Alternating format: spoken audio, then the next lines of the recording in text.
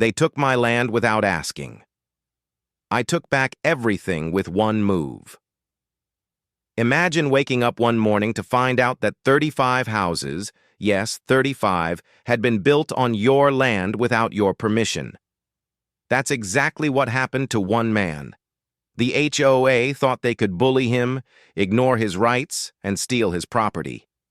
But what they didn't know was that this man held the key to something far more powerful than lawyers, courts, or money.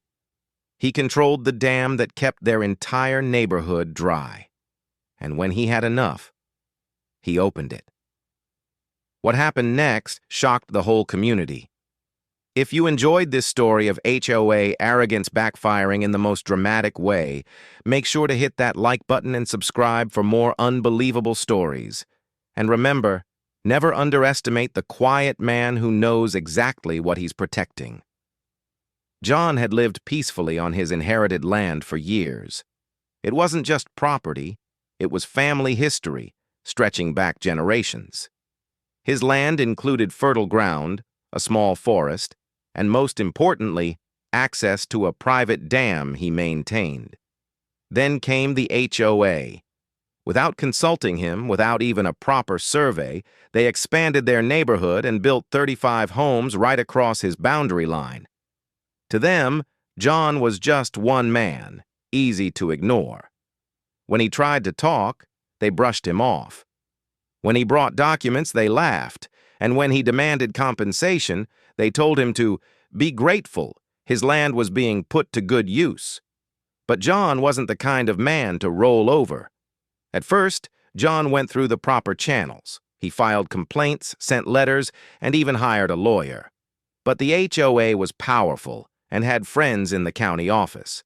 Every attempt was delayed, dismissed, or outright ignored. Meanwhile, families moved into the new houses. The HOA collected fees, bragging about their new phase of development. John's land was now paved over with driveways, mailboxes, and fences he never approved. To make it worse, the HOA president mocked him publicly, calling him a bitter old landowner who couldn't stop progress. The arrogance burned deep. But what the HOA didn't realize was this. Every drop of water that flowed near their perfect little houses depended on John's dam. And the dam was still his. The storm season came. Rain fell for days, filling rivers, swelling lakes, and straining the dam. John inspected it carefully, as he always had.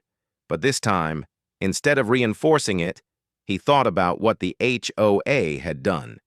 35 homes sat on his stolen land, built with arrogance, maintained with disrespect, and defended with lies. So John made a decision. He slowly opened the dam's gates, letting the built-up water surge downstream. At first, it was just a trickle, then a rush, and finally, a roaring flood.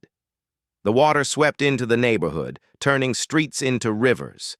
Yards vanished under brown waves. The 35 houses that sat on John's land were the first to go under. HOA leaders panicked, calling emergency services, but by then it was too late. The community they had stolen was drowning before their eyes. When the floodwaters finally receded, the damage was undeniable. Families were displaced, the shiny new homes were destroyed, and the HOA faced lawsuits from every direction. Reporters swarmed in, eager to uncover how such a disaster had happened. That's when John came forward, with land deeds, historical maps, and evidence of every ignored complaint he had filed. The truth was undeniable. The HOA had built illegally. The land never belonged to them. And the man they mocked as powerless had just proven he controlled the one thing they couldn't buy: nature itself. John didn't smile, didn't brag, didn't even gloat. He simply looked at the ruins of what had been stolen from him and said, "They should have listened."